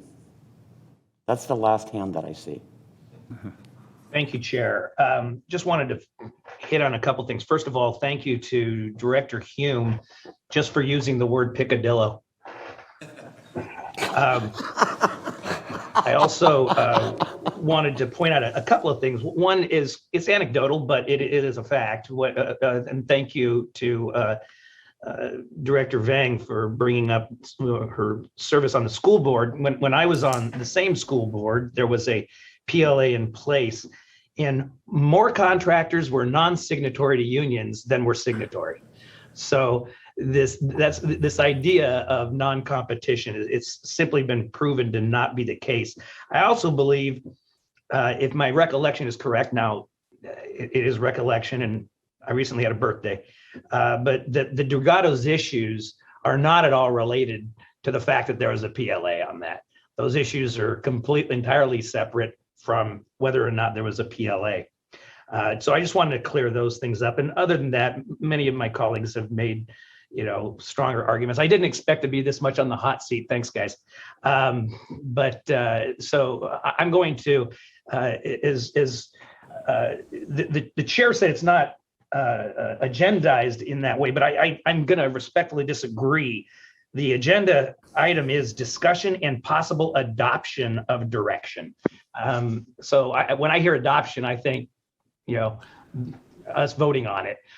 So whether you want to call that a straw poll vote or anything else, I do think that it is highly appropriate to have a motion which includes a vote. So at this time, I will gladly make a motion to provide staff direction to work with the building trades to negotiate a CWTA and include that CWTA as part of the RFP for the biogeneration facility project. Second. So I'd like to get some clarification on the motion, Patrick, if I could. And so would our attorney. Yeah, I actually don't think this is the appropriate thing to do, but nonetheless, if we go down this road, the direction from Supervisor Desmond is very astute. If you made part of your direction in this motion that in the negotiations, the trades protected the core workers of the contractors bidding on the Biogen project, I can be in support. Lacking that, no. Well, thank you for being direct in a very Jeff Harris way. I have been involved with many PLA negotiations, and I've never been involved in one in which the core employee issue was not a part of those negotiations. So I would certainly include that as part of the direction. Okay. Thank you for that, Patrick. Appreciate it. Okay. And our attorney would like. I have a question on process. I just want to make sure we're all on the same page as we leave the room today. So there had been comments from various board members about making sure that whoever is selected as the design builder for the project would be involved in the negotiations of the agreement and a signatory. Obviously, when we issue the RFP, we're not going to know yet who the selected firm is. So I guess my question is the intention that when we issue the RFP, which I think will come relatively shortly, that we simply indicate in the RFP that there will be a requirement for an agreement along these lines, and then that agreement is actually negotiated once a bidder is selected, or Krista, that's exactly how I've seen it work in the past. Okay, and now I'm so going so the agreement is not going to be part of the RFP because that will come later. But anyone who bids on it has to agree to enter into these discussions and into an RFP. Okay, but keep in mind that we have 3 firms already that have already indicated this is not going out to bid like later. This is a design build thing. Right. So we have 3 firms that have already qualified. As Christoph said earlier, all 3 firms have agreed to this already. They've all indicated that they're in favor of doing that. My personal feeling is that because our staff will in fact be writing the RFP and that we're trying to move this project ahead sooner rather than later, our staff does not have the experience at this point in time to include a draft agreement in the RFP. So to my mind, that would have to happen later, after the firm is chosen.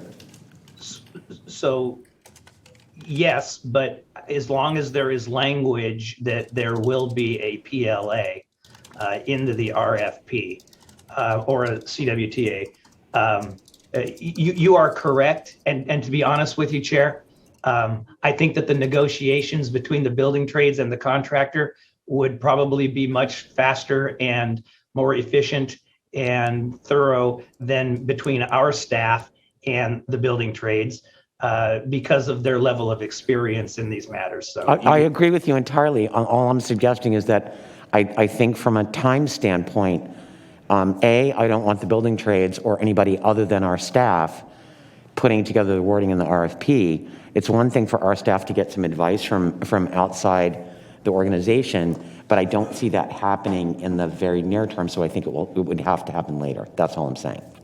Agreed. Okay. And for clarity, do we want to call this a PLA or a CWTA? The motion is a CWTA. Thank you. And I'm going to ask one other, this is really just a comment.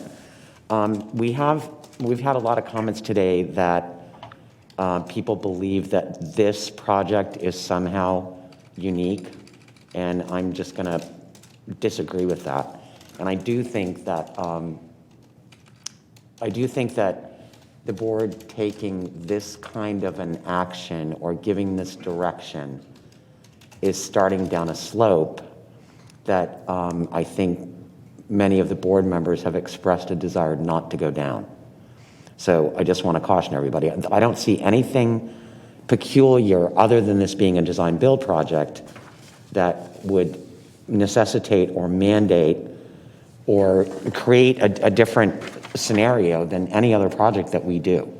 I don't see this being special in any other regard other than being a design build. Madam Chair, if I may, one more point. Yes. There was also, I left one off of just responding to comments that were made, and there were a couple of comments made about local hire. We've all been involved, I think, with that issue, and everybody likes the sound of local hire, but it's a very difficult thing legally to enforce. This is the one way you do that. No, I'm all in favor of local hire. I'm all in favor of all of the things that were talked about today. But I just want to clarify that there's been a lean in the conversation that this project is somehow special.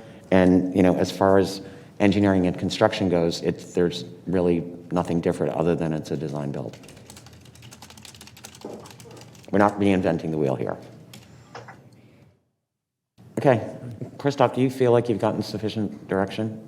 Yeah, at this point, what I'm hearing then, and I don't know if it's exactly how you started, Director Kennedy, but that we will include a CWTA in the RFP, and really the devil's in the details. That's going to happen during the negotiations with the selected firm.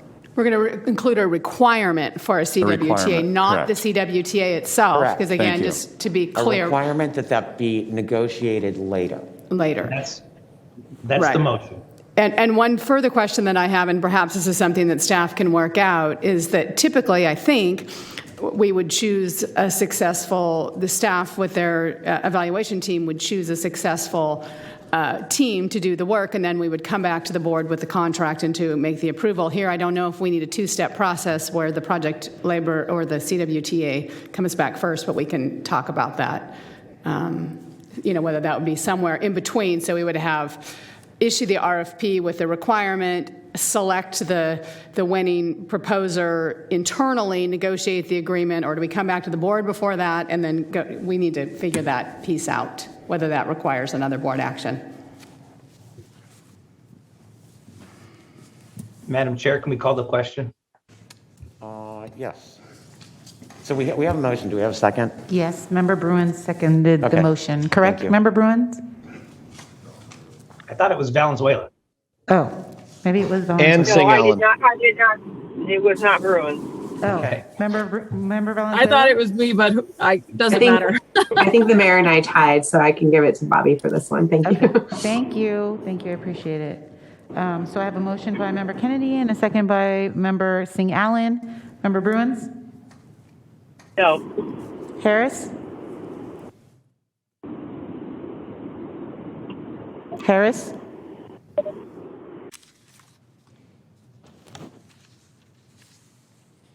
I do not see Member Harris in the meeting any longer. Member Frost? No. Hume? Aye. Kennedy? Aye. Laloe? Aye. Sing Allen? Aye. Sander? Aye. Natoli? Aye. Orozco? This is Chris Ledesma as the alternate for Councilmember Orozco, and I vote aye. Desmond? Osorna? Aye. Valenzuela? Yes. Bang? Yes. Chenier? Aye. Villegas? Aye. And Howell? Yes. And the motion carries with members Harris being absent and Bruins and Frost voting no. Clarification, Madam Chair. So to the council's last point, we will have, you say you're going to sort it out, but we presume that it's a two-step process, or how are we going to know? Because you're going to be going forward with this pretty quickly. So can we get some clarification around what beyond what the act direction was? My response to your question, Don, would be that when this comes, the typical manner in which we would do this is the contract with whoever the successful firm is would come back to the board, and that document would be included in that contract. Right. So my question was, and I said maybe we need to talk about this internally because I don't have experience with these sorts of agreements either, is does the board want to see that CWTA in advance of the design build contract with the successful bidder, or put it together as have them both come back at the same time? And I find that to be an interesting question because I think that the one person that sits on this board that may have all of the experience or the only experience in this sort of issue is Supervisor Kennedy. So Anyway, I'm just throwing it out there that I'm not necessarily convinced that the CWTA in and of itself coming back to this board is necessarily a good thing, since there's a whole bunch of people that don't know anything about them sitting up here. Or not enough to craft the language anyway. So my personal suggestion would be that it just be included as part of the contract document. And, you know, and if, I would also recommend that the staff have an internal discussion and come back and let us know if you guys foresee any problems. And if you'd like to propose a change in the normal process where we would just see it as part of the overall contract. Well, could I ask a question, Madam Chair? So if the contractor is selected and then does the negotiation for a PLA with all the parties, with the district and with the trade unions, it would, as a matter of course, come back to this body to approve, right? Okay, because we've expressed some, including myself and I think a few other directors, are very interested in some certain provisions being included in that PLA. So I think I just want to make sure we will have an opportunity to approve it. Okay, thank you. One way or But let me ask you a question, if I could, Madam Chair. Will it be because it comes back as a package? It's not so much the PLA as it is the contract for the work. The PLA will have been negotiated. I think it goes to Krista's core question about this, because then you're only in a position of either saying no to the award of the contract. Because if you have any issues with the PLA, that's the only way you're going to, unless the ability is to send it back to have further negotiations. At that point in time, a lot of work will have been done. So I just to your point earlier too, Madam Chair, I think we ought to figure that out before we get there, because I can see us getting there, and then there are still issues of maybe a major consequence for members of the board who may have qualified their support, but then the only choice they're really going to have is to say no to the contract award. I guess I don't know. I don't want to miss. That's why I suggested, Don, that the staff have a discussion internally and maybe come up with a path forward on this. And we could come. That's a good idea. We could come back with an update and just an informational update. Yep. As I'm hearing this, I'm starting to think that it probably makes some sense to have that CWTA come first, because I would think that the provisions of that, again, the devil's in the details, that impacts their contract. And it would make more sense to have that solidified before obviously it's going to be in parallel, but before we finalize the overall design build contract. Yeah, I would agree. It's just that right now we're kind of flying by the seat of our pants, because we're having a conversation not knowing that we were going to be having this conversation. So. Yeah, It's not the original plan. Discussion amongst our staff, and then keep us updated, and we'll take action as we need to. Madam Chair, if I might, my hand's raised. Sorry. No, that's fine. You can't see it. I agree with you, with the chair, in that, all due respect to our staff, we all acknowledge frequently how we have great staff. But I do believe that the last thing we want is for the board to be negotiating this, I think what I'm trying to say is I think we're making a bigger issue of this than it actually will be, because in the practicality is the contractor who's selected of the three will have extensive experience in dealing with such. I think Christoph did confirm that. And I think that this is more commonplace in their world than it is in all of ours. And so I think that's where the negotiations will and should take place. Yeah, it's just that we've got so many board members that have specific items that they want to dip their fingers into the pie. So I'm just trying to clarify how we're going to do this. Okay. So now are we clear? As clear as I think it's going to get. That's what he says. Okay. All right. So I think that finally means that we're moving on to item number 6. Item number 6, acting as the Regional Sanitation District. This is to receive the 2021 update of the long-term financial plan and approve the capital funding projection for Sacramento Regional County Sanitation District for fiscal years 2022, 21-22 through 2030-31. Just before Glenn gets started, just have a couple of quick comments. So Glenn Iwamura will be our presenter today. The projections are looking very good, and I won't steal any of his thunder beyond that. I will say, however, that there are a number of unknowns that I think feel a little bit different this year than they have in the past, and that's related to just inflationary pressures in all areas, whether it's goods, services, labor, construction contracts.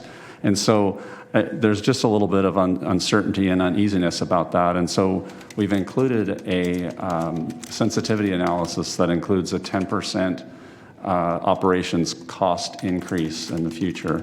And it's just to take a look at what does that do to the projections. And with that, I'll turn it over to Glenn and let him walk you through it.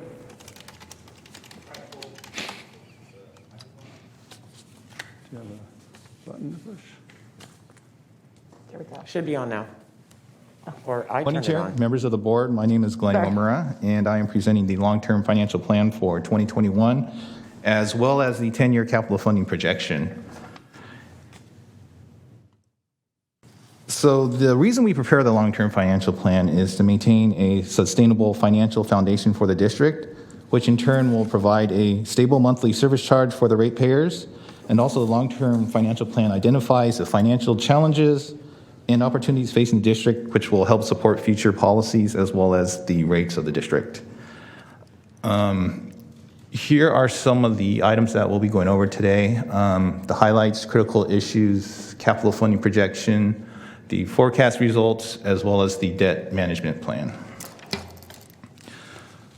So currently the district is in a healthy and stable financial position. During this projection, there is no rate increase that we see of. The Echo Water project is continuing towards completion with cost and completion time generally in line with the original expectations. During this, since the last time we brought this long-range projection to you, there has been 2 major debt restructurings, and this has leveled out the annual debt service payments. It has reduced the debt portfolio risk by replacing a lot of the variable debt and swaps with fixed rate. And there was a reduction in interest rates by taking advantage of the lower interest rates currently in the market. And last, the adoption of the investment policy that was adopted last summer will allow the district to make investments outside of the pool. And this will allow the district to make long-term investments to better align with the long-term needs of the district's cash reserves. And this will allow for better returns, and there'll be less risk without exposing the principal balance to any loss. So some of the critical issues that came about during this, or that may be coming about during the projection, includes regulatory changes, such as additional requirements placed on the district's discharge permit, as well as additional state and federal regulations placed on the operations. Legal challenges, due to the large number of capital projects, as well as the nature of the business, there's a chance of additional litigation. And just with the project costs, it's uncertain what material and labor costs will be in the future, especially in this inflationary moment that we're in. Natural disasters, climate change, pandemics, and other emergencies. So the district has weathered COVID without significant financial issues, but further pandemics or other unplanned events could have a material effect on the district's finances and cash balance. The aging infrastructure, the district assesses the rehab and replacement needs, and those costs are placed in the capital funding projection, but there may be some unforeseen issues that crop up that are not in this projection that could add to the costs in the future. And last, the economy. The strength of the economy could have a significant impact on certain costs, including the having higher interest rates, which may increase the cost to obtain financing in the future. So the 10-year capital funding projection is now included in the long-term financial plan. And so you can find the detailed list of all the projects in page 22 of the long-term financial plan in your board packet. In summary, there's about $1 billion in spending plan for the next 10 years for the capital projects. A quarter of those costs are for capital, are for maintenance and rehabilitation, and those would be funded with existing cash, and no new debt would be needed to pay for those. A large portion of the capital funding projection is the Harvest Water Project, and that's approximately about 41% of the total costs. A good portion of that, though, is funded by grant funding. And also with the Echo Water Project, it's now down to 24% of the total capital funding projection, which in the last projection it was a lot higher, but as the project is winding down, it is taking less of the future capital funding. And just a couple other projects I wanted to touch base with is the Biogeneration Plant, which I guess we're probably quite aware of right now at this point. And that is expected to cost about $100 million, as well as the Central Interceptor Project. And this is the largest of the rehab projects that's on the capital funding projection. And that's also projected to cost about $100 million. And since that's a rehab project, we plan to be paying for that with funds on hand. So based on the results of the long-term financial plan, we expect the monthly rates to remain at $37 per ESD. The debt coverage ratios will remain well over the minimum required by the bond covenants. Cash reserves are to remain above $300 million with additional contributions during this time.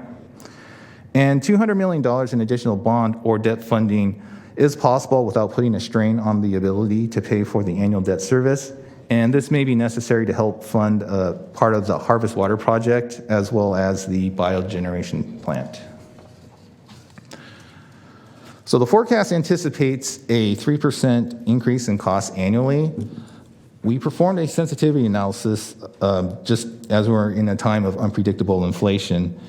And by doing this analysis, what we did was we did a one-time annual increase of 10%, and we wanted to see how that would affect the long-term projection.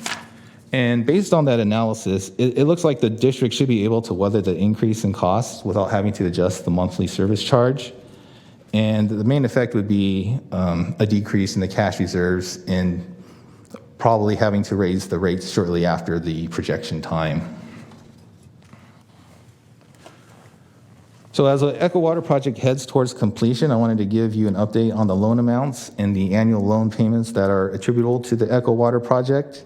So these amounts are pretty much what was projected at the beginning, and the district's been able to benefit from the low interest rates provided by the SRF funding. So you can see it's about 1.6 to 1.7%. And there are a couple of regular bonds included in there, which makes up about $300 million of that debt. So at the end of the project, the district would have financed about $1.7 billion and will be paying approximately $71 million in debt service annually. And this is about 60% of the total debt service of Regional San. So this chart shows the annual debt service before and after the two major bond restructurings that occurred during the last year and a half. And the red line shows the debt service payment before the restructuring, and the bar graph shows the current annual debt service payments, which is approximately $120 million annually for the projection time period. So not only did the bond restructuring level out the debt service payments, but a majority of the variable rate and the swaps were eliminated, which allows for a more predictable and stable debt service in the future, while reducing the risk associated with the old debt portfolio. So current action items as it relates to the district's debts. The first one is to renew the district's direct purchase agreements for the 2012C and the 2013B bonds. And this is a routine update that's done every 3 years, so there should be nothing out of the ordinary with that. Terminate the two remaining swaps, or at least convert those to a different floating rate index. We'll determine if it's financially feasible to terminate the last two swaps, and if not, what we'll do is we'll need to at least change the floating rate index from LIBOR to a different index, since LIBOR is going away in the next year or two. And last, after all the bond restructurings that went on, there was one bond left that would benefit from refinancing, and that is the 2014 A bonds, which is callable in 2024. This would typically be the best time to refinance those bonds, but due to the possibility of rising interest rates, we'll look into seeing if a advanced refunding makes financial sense rather than waiting until 2024. So with that, we recommend that you receive and file the long-term financial plan and also approve the 21-22 capital funding projection. So this does not approve the individual projects that are within the capital funding projection, as those individual projects will be going to your board separately to be approved. So with that, is there any questions or comments? Thank you, Glenn. Carrie had to leave, so I'll ask, are there any comments or questions from the members? Anybody have their hand up? I do not see anyone with their hand raised. Okay. Any public comment on item 6? We do not have any public comments for item 6. Okay, then we will need to take action on this item, so I'll entertain a motion to approve. Member Villegas, if you're speaking, we can't hear you. Villegas moved, Hume seconded. Villegas? It says approve. Yeah, approve the capital funding projection. Okay. Yes. All right. So a motion by Member Villegas and a second by Director Hume. Yes, please call the roll. Member Bruins? Member Bruins? Harris? Aye. Oh, thank you. Aye. Thank you. Frost?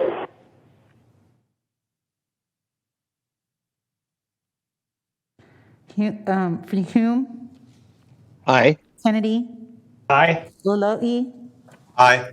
Singh Allen? Aye. Sander? Aye. Natoli? Aye. Orozco?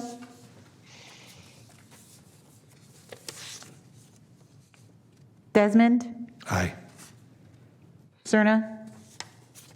Aye. Valenzuela? Vang? Chenier? Villegas? Aye. And Member Howell is absent, so. And the motion carries with Member Howell, Valenzuela, Vang, Chenier, Orozco, Frost, and Harris absent. Okay, thank you, Madam Clerk. Move on to consent matters for the Sanitation District and the Sewer District, item 7. This is the authorization of remote teleconference meetings for AB 361. And I'll ask any members with a comment or question about item 7. Move approval. Okay, before we, who was that? Director Hume, I believe? Correct. Correct. Kennedy second. Okay, any public comment on this item? No, we do not have any public comment on this item. Okay, it sounds like we have a first and a second. Please call the roll. Thank you. Member Bruins? Aye. Frost? Harris? Hume? Aye. Kennedy? Aye. Singh Allen? Aye. Sander? Aye. Natoli? Aye. Desmond? Aye. Cerna? Aye. Villegas? Aye. And the motion carries with Member Frost, Harris, Loloe, Valenzuela, Vang, Chenier, and Howell being absent. Madam Clerk, I'm here. Oh, I'm sorry. Member Loloe, yeah, I'm sorry. I Yes. did not see your name. Thank you. Thank you, Sean. Thank you. It's getting lonely in here. Appreciate it. I know. Thank you. Appreciate that. Okay, And the next item is item number 8. It is the The miscellaneous director and engineer matters.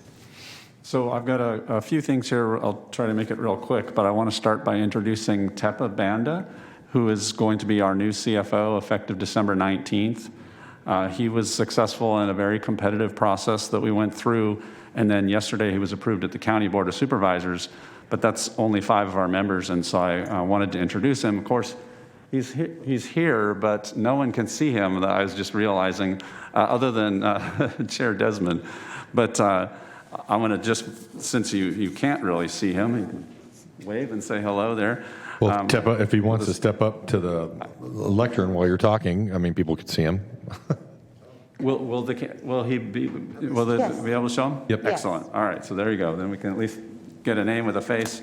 Very quickly, Mr. Banda has over 18 years of experience leading public sector finance initiatives and teams. Prior to working for the county, he worked for several years as a senior level public finance and real estate economics consultant. Also worked for Golden Gate Bridge Highway and Transportation District and for East Bay Mud, which also does wastewater down in the Bay Area. As finance and analysis budget manager, Mr. Banda started his career with the county as the Department of Waste Management and Recycling's Chief Financial and Administrative Officer, and he's been here just about 3 years doing that. Has a Bachelor of Science degree in agricultural economics and a Master of Arts in economics. And then he also has a couple of certifications as well. So please join me in welcoming Tepa Banda to SASD and Regional SAN. Wonderful. And I told him all he had to do was smile and wave. He's Perfect. Well, it's a minimum 10-minute long speech, Mr. Banda. No, thank you. Thank you very much, Christoph, and welcome, Mr. Banda. And I do also just want to mention that Glenn Iwamura, I want to thank him. He's been serving as the interim financial officer since, believe it or not, July is when Joe Mastretti retired. And so I just want to say thank you to Glenn as well.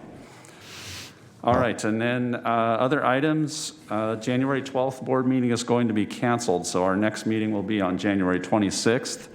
And at that meeting, we'll be selecting our new chair and vice chair. We have a process for that, and you'll learn more about it. But that will happen near the end of January then.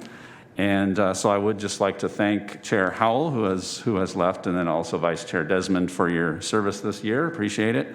And just want to wish the entire board happy holidays and safe holidays, and we'll see you next year. Thank you very much, Christoph. Any board members have any comments?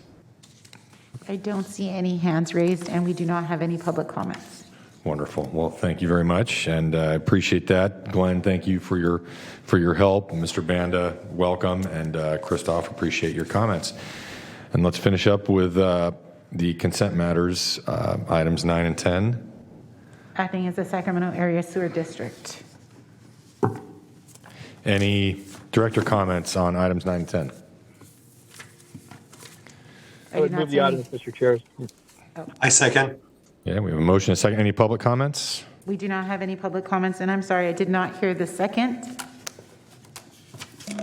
Loloy second. Thank you. Okay. I'm sorry. Member Laloyi, you are not on the Sacramento Area Sewer District. I will second. Okay, thank you. Madam Clerk. Member Bruins? Aye. Hume? Aye. Kennedy? Aye. Natoli? Aye. Desmond? Aye. Cerna? Aye. Sander? Sander? And the motion carries with members Frost, Vang, Sander, and Howell being absent. Thank you. Thank you, Madam Clerk. And that concludes our business for the day. I want to join Christoph in wishing everybody very, very happy holidays. And thank you for all your work this year. And we will reconvene January 26th. This meeting is adjourned. Thank you. Bye.